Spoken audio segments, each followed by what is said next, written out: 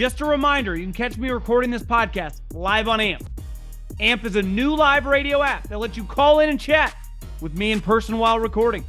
Get the app on Apple's App Store and make sure you follow me at John Middlekauff to get notified when I go live. What is going on? John Middlekauff, 3 and Out podcast. Make sure you subscribe wherever you may listen. The Volumes YouTube page, hammer that like button, subscribe to the page, check out all the content. As you can see, I'm rocking a 3 and Out hat. Go to thevolume.com, and go cop yourself one of these, as well as that Volume hat in the background looks fantastic. I also have trucker hat versions of 3 and Out, as well as Go Low if you like golf. A lot of football stuff going on. The quarterback tier article came out. I will give some thoughts on that. The situation that is brewing in Indianapolis, I think, just speaks to, I'm going to dive into the coach's point of view and the difference of being a coordinator and Shane Steichen being a first-time head coach. Welcome to the league, buddy. Welcome to the big leagues. It's not easy, and there's nothing that can prepare you for these situations. And then unofficially, football, shorts and T-shirts ends once the pads come on. I know we haven't had a game yet, and we're still, a month away from week 1, but once the pads come on, football season's here. So the entire league now, shoulder pads, pants, even though half the guys don't even wear, the pants like we wore back 20 years ago in high school, but in helmets, rocking and rolling, football has officially started. So I want to dive into some thoughts there with the pads.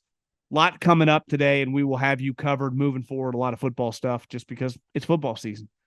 But first, go to your smartphone and download the Gametime app. It's just happens to be the fastest growing ticketing app in America. Also happens to be the official ticketing app of this show. I've used them. A ton of you listening have used them. I can't recommend them enough. If your baseball team right now is in the mix, trade deadlines going on, and you want to see, you ever been to a playoff baseball game? I've been to several with the Giants, and it's incredible. I mean, there's playoff baseball is an intense environment. If you have the opportunity in the city you live in to go to one, do it on me. Download the Gametime app, promo code John, $20 off, get you a discount, promo code John, get to a playoff baseball game, get to a football game, go see Taylor Swift, and get my discount. Gametime app, download it, promo code John. Okay, the quarterback tier article. And what I love about, the old school journos that know a lot of guys in the league is the unfiltered opinions they get. This is my issue with Rodgers and Sean Payton, is that we don't get it enough, but that's how people talk. When you go to these meetings, personnel meetings, when coaches interact with each other on the same staff, when executives call, they're constantly talking shit about either other coaches, other executives, or players. And sometimes being positive, but there's just a lot of shit talking. Welcome to any industry. If you had any multiple CEOs talking about whether it be their employees, whether it be a rival companies, it's just how we talk. It's how we interact. It's just it's a basic human nature. And I love when we get it. And the only time you really get it in written pieces anymore, and really probably ever, is with anonymous sources. But the one thing with Mike Sando is he not only knows coaches on every team and executives on every team, he has a comfort level with them to get just really, really spicy quotes. And he puts these quarterbacks in a tier. It's on The Athletic, which somehow I still got a free subscription. New York Times hasn't got me because I used to write for them years ago, and I don't pay for it. So listen, I highly recommend it. I would if they eventually boot me off. But fantastic content. Covers every NFL team, and obviously this article. And basically they put the top, there's 4 tiers. The sweet guys are in tier 1. A lot of sweet guys are in tier 2 as well. What I did is basically take the most fascinating group, which is tier 3, and I added some of the tier 2 guys on there. Because tier 1 is Mahomes, Burrow, Allen, Herbert, Rodgers. I don't really have anything to say on those guys. And then Jalen Hurts, Lamar, and Trevor Lawrence. I think that group of 8 players, and Jalen, Lamar, and Trevor Lawrence were viewed in tier 2, are all going to be in the playoffs. I view all those guys, obviously Mahomes, Allen, Burrow, feel like playoff locks. I think the Chargers will be back. I expect the Jets to make the playoffs, Eagles to make the playoffs, the Ravens, I think they should be in the playoffs, and definitely the Jags to win that division and be in the playoffs. And then I took several other players from tier 2, Matt Stafford, Dak Prescott, Deshaun Watson, and Kirk Cousins, as well as the entire tier 3. And I wanted to dive in and just give my thoughts on that group because I think that group is going to dictate a lot of this season, right? We know Mahomes is going to be sweet. We know Joe Burrow or Josh Allen could easily win the MVP. I expect Trevor Lawrence to just establish himself as an elite player. I think Rodgers is going to bounce back. Jalen is just good. Same with Lamar if he's healthy. But I think this next tier is the most fascinating tier. I did not include Kyler Murray in this group just because he's injured. And who knows? I don't even think it's a guarantee he plays this year. I think it's just unknown. I've given enough opinions over the year on Kyler Murray, given that he's not playing and it's just all words right now, and we have no clue when he's coming back, and there's not even a guarantee that he will play. I don't have anything to say on him. But let's start with Matt Stafford, who's in tier 2. And when he's healthy, I've always liked Matt Stafford. I tend to like big arm quarterbacks. I don't tend. Those are the guys I like. I like big arm quarterbacks. And I'm glad that he got his opportunity in LA and made the most of it. Last year, he was horrendous. I mean, he really was. Now, part of it, the elbow injury, I think the question mark, and they talked about this with the unnamed sources because Sando talks to defensive coordinators, he talks to executives. At this point in time, with as rich as he is, he refused to redo his contract. Is he just kind of in effort mode? And he plays like that sometimes, throws a bunch of picks. My issue is not with the player. I can live with the picks because he throws a lot of touchdowns. My issue is the health. Once you start having elbow issues, we saw it with Ben Roethlisberger, his arm was a shell of himself. What really separated Matt Stafford was never pinpoint accuracy. He wasn't Peyton Manning or Drew Brees. He was kind of like a poor man's Detroit version of Brett Favre. And McVay got the most out of that in that playoff run, won him a Super Bowl. Well, when his elbow starts to go, I'm sorry, I'm kind of out. And I have a hard time assuming that he's just going to be healthy moving forward. He's always a guy that's kind of battled injuries. Once that elbow, I get very, very nervous. Dak Prescott. You know, if you just gave me two guys, like I'm more of a Dak Prescott guy than I'm more of a Matt Stafford guy than a Dak Prescott guy because I like the big arm. Though I appreciate Dak has a lot of obviously Stafford qualities, high-level teammate, high character guy. You want him around. His arm's just kind of average. And part of the reason he throws a lot of picks, in my opinion, or did last year, is because if he's a tick off, he throws a very, very pickable ball. Now, I think the Cowboys are really good. I expect them to compete with the Eagles for the division. And I think Dak, you know, I don't view him as a guy that's ever going to win a Super Bowl. But sometimes you just have, you know, the season that is just your outlier season. Cam Newton had one of them. Or maybe you have one of those playoff runs. Eli's had a couple of them. So I'm not acting like this guy has no chance. Like Kirk Cousins and the Minnesota Vikings, never going to win a Super Bowl. We'll get to him in a second. But Dak Prescott, like, I do think there could be a magic moment. He just goes on in December and January that he'll never duplicate. And the Cowboys are just all of a sudden in the NFC Championship game for the first time in 25 plus years because they have a lot of things that you need to be really good, right? Defense, very physical. Pass rush, awesome. Impact offensive players, they got it. Good coaching staff, definitely. Mike McCarthy, say what you want about him. I think he's proven to be pretty solid.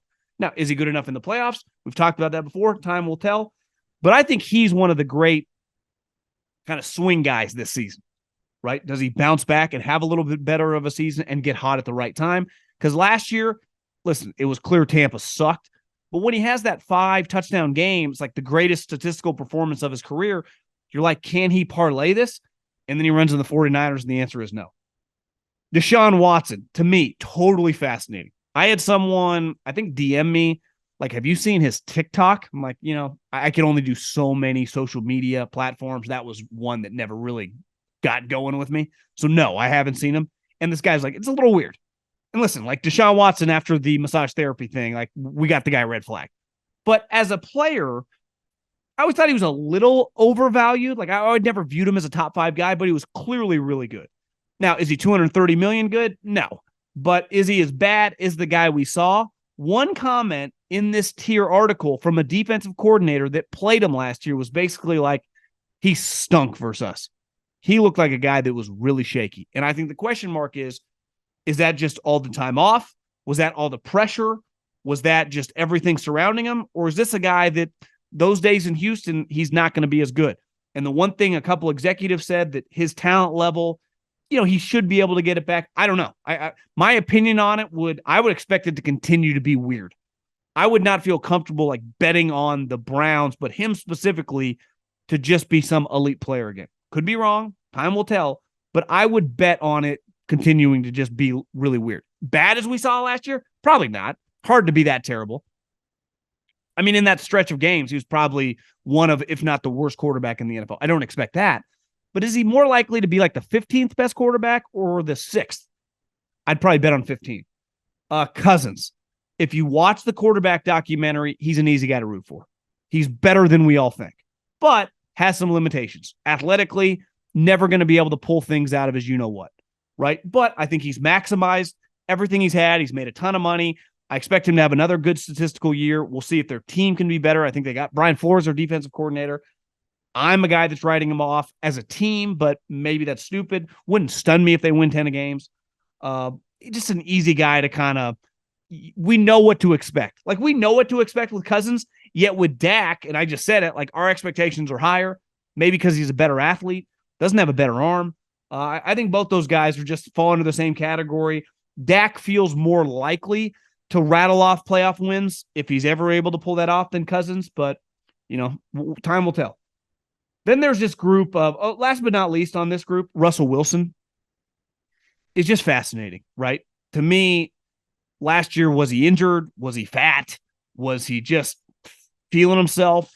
Did he just play poorly because of the coaching? I think a lot of us are searching for answers because we've never seen anything quite like that. But I heard Sando today with Coward that like 3 straight years, him trending down with the votes. So Sean Payton can either save his career or we're looking in like 2 years, this guy not being the starting quarterback at Denver. He's going to be a huge story just because his coach never shuts up and makes him a good story. Then there's 2 guys, Carr and Goff. You know, Jared Goff was a guy that everyone made fun of a little bit like Derek Carr last year with the Rams. Even his head coach, Sean McVay, was openly talking shit about him. Now, later he regretted it to Silver, but it was kind of I don't want to say embarrassing because, like I said, I always, I would say support saying what you believe, but, you know, it feels like when a guy's on your team and you might have to play him, just totally taking a dump on his career and his current ability is probably not always the best idea, but McVay did it. They traded him. 2 years later, Jared Goff had one of the best years of his career. You listen to Dan Campbell, they are very high on him. I'm going to pick the Lions to make the playoffs. All of a sudden, you're looking at, is Jared Goff going to be the starting quarterback for the Lions for several years? Kind of what it feels like. And then Derek Carr. Last year was pretty embarrassing. I'd argue since he really started playing, like after his rookie season, that's the worst year of his career. That was a joke. Now, is it Josh McDaniels' fault? Was the offense too complex? Were they not on the same page? I don't know.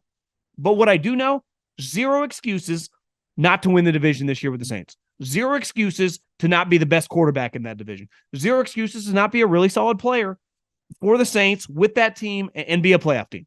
You should win the division. Like there's no excuses for him. Jared Goff, Derek Carr, no excuses. Then there's this weird group, right? Tua Tagovailoa. Can they block for him? That's my question. He's not a good athlete, right? We're not looking at Deshaun Watson or even Dak Prescott. Definitely not a Kyler or Lamar. So if you can't block for him, he's kind of a sitting duck, as we saw. Now, I know he's done Taekwondo. He's trying to avoid all this hitting the ground. I'm a big believer. Listen, I'm pro. I tweeted it this weekend because I'm watching UFC. I went to college. I didn't know what wrestlers were. I mean, I knew what wrestlers were, but I'd never been around just the craziness of them. I get to Cal Poly. It's where Chuck Liddell went to school, and Chad Mendez was my class. That group of wrestlers for about 4 or 5 years was kicking the shit out of everyone at parties. You realize very quickly, do not mess with, and a lot of them are small, do not mess with the little guys. Stay away from them, especially if they've had a few beers, right? These guys are crazy ass-kicking machines. So there's talent in the wrestling, in Taekwondo, the ability, like that training. I will never, ever try to diminish how legit all that stuff is. But when it comes to football, and I'm Aaron Donald, or I'm Nick Bosa, or I'm Myles Garrett, and I get my hands on you as a quarterback who is looking down the field, it's one thing as a fighter, you know it's coming. It's another thing, the guy coming from your blind spot or up the middle, nothing you can do. Like, I don't believe that's really going to help him. They can either block for him or they can't because he's not some mobile player. Now, when he's been on the field and was healthy last year, given their weapons, I'm not the biggest Tua guy. Not a big arm. It kind of feels a little lollipop-y to me. But he was really productive. The scheme worked. I just don't have any faith that he can stay on the field. And that's where, like, when you look at Jimmy Garoppolo, same thing. Like, he's just a guy that always gets hurt. And I'm expecting him to go to the Raiders and just play 17 games. I don't see it. I'm not rooting for this. I hope these guys stay healthy, but I would say history would say that Jimmy Garoppolo and Tua Tagovailoa, it is going to be an upset if they don't get injured. If Jimmy goes down, Raiders are done. Like, it's over. Fucked. If Tua goes down, could they win some games with Mike White? I think so. I mean, Mike White was competitive with the Jets. You don't think he can be competitive with Tyreek Hill, with Jalen Waddle, with that offensive coordinator? I do. So I think the Dolphins have a better backup plan because the Raiders don't have one. And then there's a couple guys that got paid. Daniel Jones. They add Darren Waller, who, if healthy, is a stud. Jalen Hyatt, I think his name is, the wide receiver from Tennessee, I think recorded the fastest time in like NFL history at practice, like 25 miles an hour or something. Guy can fly. Battled some injuries throughout his college career, but speed demon. So they've added weapons. You got Saquon in a good mindset. A lot of pressure on Daniel Jones. You start making 40 plus mil a year. We've seen it with Dak. We've seen it with Cousins. I know Cousins makes a little less, but you get my point. Like, we start talking about you a little different. Last year, Daniel Jones was like the little engine that could. This year, it's like, can you play like a Pro Bowler? Can you throw for 27, 28 touchdowns? Because if you can't and you miss the playoffs, this is just the way it works. Everyone's going to shit on you. Then there's this group of Ryan Tannehill, who I think is a lame duck guy. And I know Titans fans get on me, but his replacement's in the building. And I just, at this point in time, I'm ready to be proven wrong, but I'm betting against him. I would expect that we see Will Levis sometime this year. I just think that it's inevitably over for Ryan Tannehill, who's had a solid career and was better than I ever thought he would be. But I think this is the beginning of the end once the season starts. And then two guys from the same draft class, Justin Fields and Mac Jones. Starting with Mac Jones, like, can he save Belichick's career? That's kind of what he needs to do, I think. Because if he's not good and they go 7-10, Bill Belichick being fired, mutually departing, however we want to say it, I'm pro Bill Belichick overall as a coach, but sometimes once you get over 70, you're not winning. Like, welcome to the business. But if Mac Jones is good, one issue I've seen, and even if we throw away last year, as a rookie, sometimes Mac, because he's like a better athlete than Cousins, but a lot like Cousins, he doesn't make off platform, off the script of the exact play when he tries to freelance. You know, like Herbert, Allen, Burrow, even the Kylers, Lamars, Jalen's, like, they can kind of freelance and make shit happen. Not really Mac Jones' thing. So I'm going to be fascinated to watch him and Bill O'Brien work. Their offensive skill guys aren't great. I mean, they're thinking about bringing in Zeke. Fascinating one. And then last but not least, whenever a new GM and new head coach come in, and this speaks for every position, including quarterback, when I don't draft you, it's when you're a young player, my initial reaction based on your film, if it's just questionable, right, is going to be what I thought of you coming out. And even if I liked you coming out, you eventually, once I'm on the job, have to either kind of win or, like, you got to get it done. And one thing we've seen with Justin Fields, elite runner of the football, elite athlete. We knew that. Anyone that followed his college career, big-time athlete. I loved him coming out of college. I would have taken him number 2 overall in that draft. When Trevor Lawrence went 1, I'm like, wait, you're going to take Zach Wilson? At BYU, they played nobody. Trey Lance didn't even have a season. And Mac Jones is like Kirk Cousins reincarnated. You're not going to take a chance on Justin Fields. I'm pro Justin Fields, the prospect.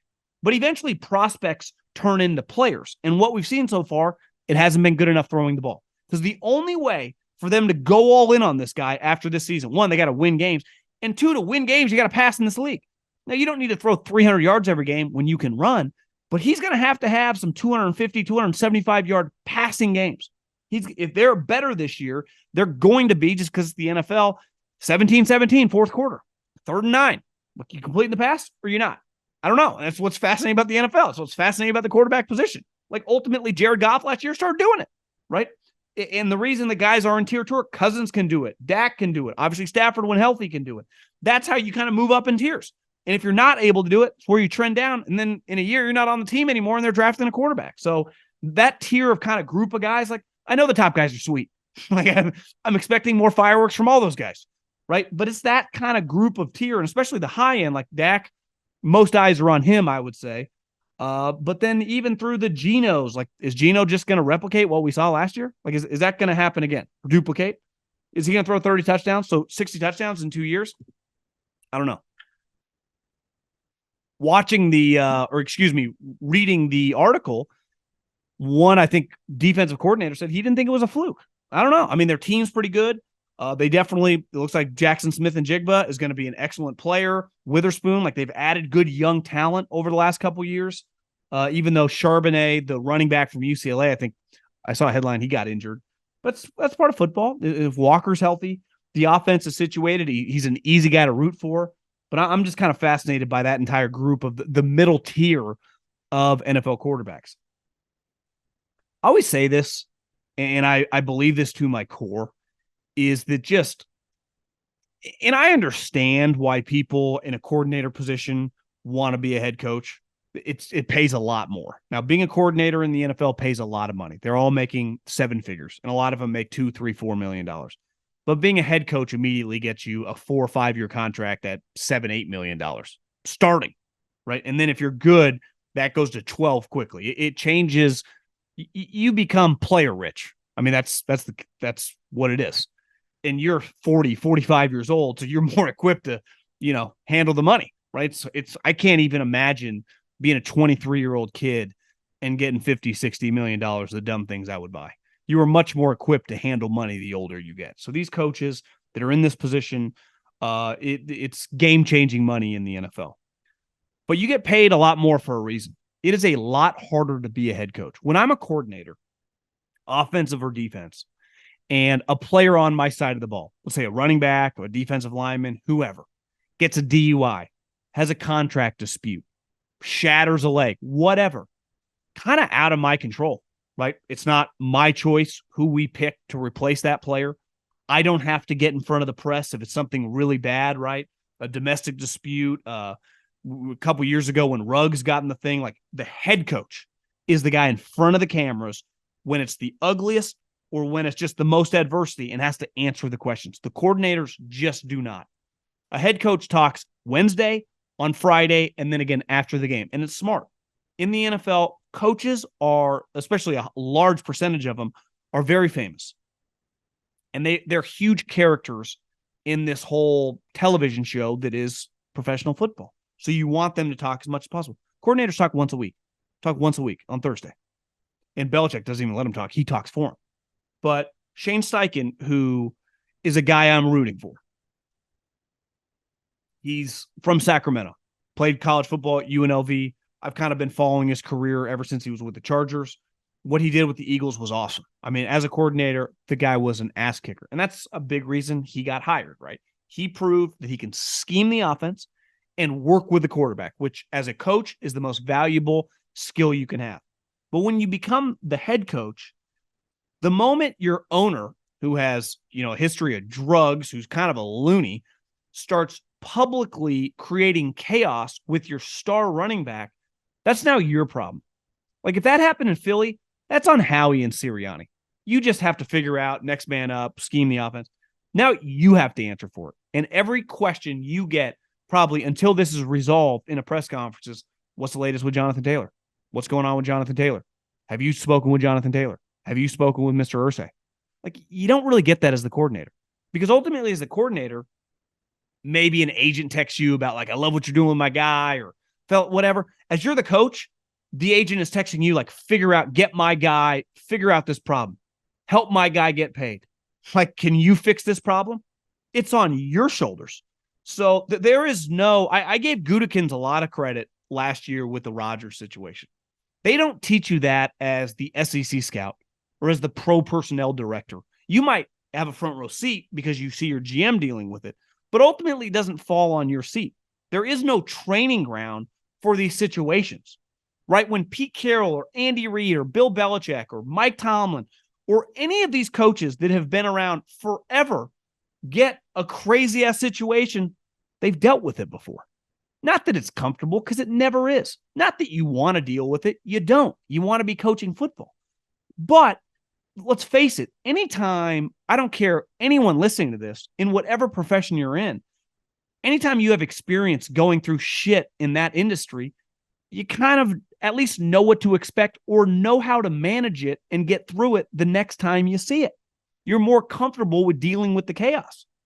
But the first time that you deal with the chaos, whether it be in a marriage, whether it be as a football coach or whether it be as a doctor, I don't blame you if it's a little overwhelming.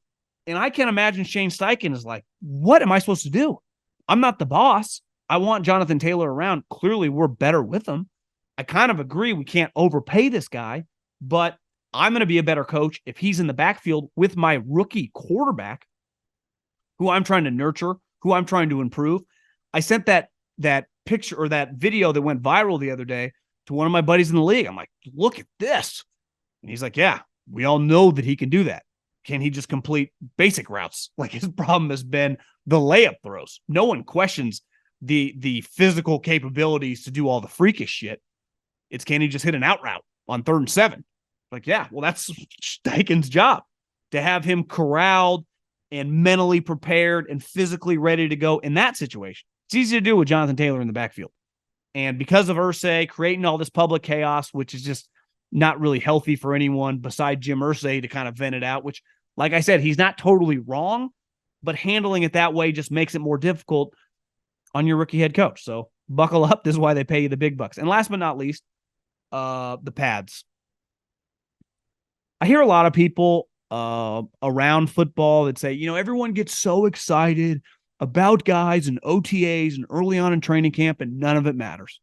I'm like, yeah, well, I've been to these practices, working in the NFL, doing what I do now. You can only get excited about what you see. We're all humans. Whether you're Mike McCarthy or Andy Reid, whether you're a fan, whether you're a GM, right? You're at practice, shorts and t-shirts, and a young guy's making plays. It's human nature to go, we might have something. You don't say, we have something. You go, we might have something. But the thing in football that is different than all these other sports is you can't, like, even in golf, right? I can play a real round of golf at the course that I'm going to play in a tournament. In basketball, we can play 5-on-5. In baseball, even if I only got 2 people, if one's a pitcher and one's a hitter, we can simulate ABs. I can't play football without the pads on and have it actually be football. It's different. And you could argue even in this modern day camp, no one actually tackles to the ground. So it's not even actually what you'll see in these preseason games and definitely in the regular season. But there is a physicality element to the line of scrimmage, to linebackers, to running backs, that do you want the contact or do you not? Do you rise to the occasion or do you not? And veteran players, the tape speaks for itself. We know what you are when you play if you're physically ready to go. Young players, especially rookies or second-year practice squad guys, it is an enormous time because there are so many players around the league, whether they be first-year rookie guys, second-year practice squad guys, that you go, God, I think we might have a rotational wide receiver. I think we might have found our right guard. I think we might have our backup pass rusher. And then the pads come on, and you realize you don't. And right away, listen, that time, that was real, what we saw, but that doesn't really matter because now the pads are on and it's not the case. And same thing with the flip side, right? You're excited, and then the guy gets pads on and he keeps kicking ass. Now, there's a whole nother level to the actual games. Once you start factoring in scheme, once you start factoring in getting coached and playing injured and the length of an NFL season. But you start learning over this next week, guys, that you have a chance, young players, to contribute this year, right? And really work with from a physicality standpoint. And it's what makes it fun. And GMs, most of your time watching the film, obviously, you could pick any team, right? You're starting guys, maybe a guy or two you're looking to replace, but for the most part, you have a pretty good idea, especially if you're a decent team, all your returners, who's going to play. Do they look good? Do they look like they've maintained, whether it be just their health, their speed, their explosiveness, whatever the position, their strength. But the young guys, you don't really know what you got until they start playing. And then maybe you go, God, let's take a look at so-and-so, this backup linebacker, with the first group. The second-year guy that last year we drafted in the 4th round that spent last year on the practice squad. Could he be a starter? He didn't have the chance, but we lost a guy in free agency, and he's been running with the 2s. Maybe you should get a little more because you've already been thinking it with the t-shirt and helmets on, but it doesn't really matter till this starts. And it's what makes it fun, and it's really what leads us right into the season. Best sport in the world.